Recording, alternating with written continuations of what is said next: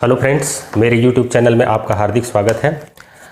आज के इस वीडियो में हम लोग नीट 2017 में पूछे गए धारा के चुंबकीय प्रभाव से संबंधित या मैग्नेटिक इफेक्ट ऑफ करंट से रिलेटेड एक न्यूमेरिकल प्रॉब्लम सॉल्व करने जा रहे हैं। और ये न्यूमेरिकल प्रॉब्लम इस प्रकार से है। चित्रानुसार समान धारा I प्रवाहित करने वाले 3 सीधे तारों को कागज़ के तल के लंबवत एक दूसरे से d दूरी पर रखा गया है। यदि तीनों में एक ही धारा प्रवाहित हो रही हो तो चालक B पर एकांक लंबाई में लगने वाला परिणामी बल प्राप्त करना है। यहाँ पर 3 चालक हैं। ये चालक है A, ये ऊर्ध्वाधर ऊपर की ओर इस तरह से है और ये तीर का चिन्ह का नोक बता रहा है जो कि धारा की दिशा को बताता है, मतलब ऊर्ध्वाधर ऊपर की ओर धारा बह रही है।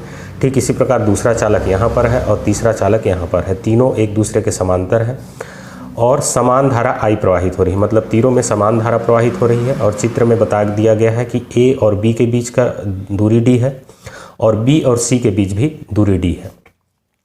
तो यहाँ पर हमको चालक B पर लगने वाला परिणामी बल प्राप्त करना है। तो सबसे पहले हम किस सूत्र का प्रयोग होगा उसको हम देखते हैं। जब 2 चालकों में एक ही दिशा में एक दूसरे के समांतर हो और दोनों में मान लीजिए I1 धारा बह रही है और इसमें I2 धारा बह रही है और इन दोनों के बीच की दूरी d हो, तो इन दोनों में आकर्षण बल लगता है। और इस आकर्षण बल के लिए सूत्र हमने धारा के चुंबकीय प्रभाव में पढ़ा है। F = होता है μ0 I1 I2 divided by 2πd, जहाँ d इन दोनों के बीच की दूरी है। और यदि धारा विपरीत दिशा में बहती है तो इनमें प्रतिकर्षण बल लगता है। अब यदि इसमें बहने वाली धारा समान हो, I1 = I2 हो, तो ये लगने वाला बल होगा μ0 I² हो जाएगी। यहाँ भी I, यहाँ भी I और 2πd। तो यहाँ पर तीनों चालक एक दूसरे के समांतर हैं, तीनों के बीच की दूरी d है, तो B और C के बीच आकर्षण लगेगा और A और B के बीच भी आकर्षण बल लगेगा। तो हमको B पर लगने वाला परिणामी बल ज्ञात करना है। तो सबसे पहले हम लोग देखते हैं कि B पर किस दिशा में कौन बल लगा रहा है। तो सबसे पहले A पर आते हैं। A द्वारा B पर आरोपित बल होगा, इस दिशा में लगेगा, जो कि इतने के बराबर होगा। मतलब इसको हम F1 से सूचित कर देते हैं। तो F1 का मैग्नीट्यूड हो जाएगा μ0 I² डिवाइडेड बाई 2πd।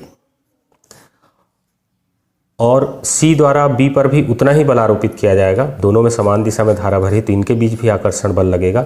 और C द्वारा B पर लगाए गए बल को हम F2 से सूचित कर देते हैं, क्योंकि दोनों के परिमाण तो समान है लेकिन दिशा अलग अलग है। तो F2 का भी परिमाण वही होगा μ0 I 2πd।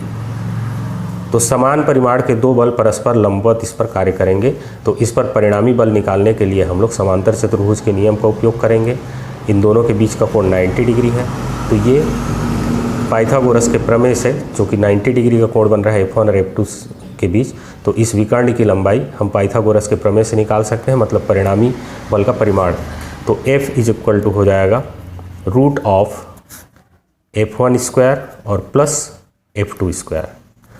और यहाँ पर इनके मान को रख देना है। F1 का परिमाण भी उतना ही है और F2 का परिमाण भी उतना ही है। तो μ0 I², सॉरी यहाँ स्क्वायर होगा, डिवाइडेड बाई 2πd और प्लस यहाँ भी हो जाएगा μ0 I² डिवाइडेड बाई 2πd, दोनों का स्क्वायर करना है। ये होल स्क्वायर और ये वाला होल स्क्वायर हो जाएगा। तो μ0 I 2πd का होल स्क्वायर को हम बाहर निकालेंगे तो होल स्क्वायर हट जाएगा। रूट से बाहर निकलने पर ये हो जाएगा μ0 I² डिवाइडेड बाई 2πd और यहाँ पर 1 + 1 √2 बचेगा। अब इस √2 से 2 को हम √2 × √2 लिख सकते हैं, तो एक √2 कैंसिल हो जाएगा। तो F = हमको मिल जाएगा रिजल्टेंट फोर्स I² = √2πd। तो ये हमको परिणामी बल मिल जाता है F पर लगने वाला, जिसकी दिशा इस तरफ होगी। तो इस 4 ऑप्शंस में से देख सकते हैं, ये वाला लास्ट वाला ऑप्शन इस प्रश्न का सही उत्तर है μ0 I² √2πd। वीडियो को अंत तक देखने के लिए आपका बहुत बहुत धन्यवाद। अगले वीडियो में आपसे फिर मुलाकात होगी। Thank you.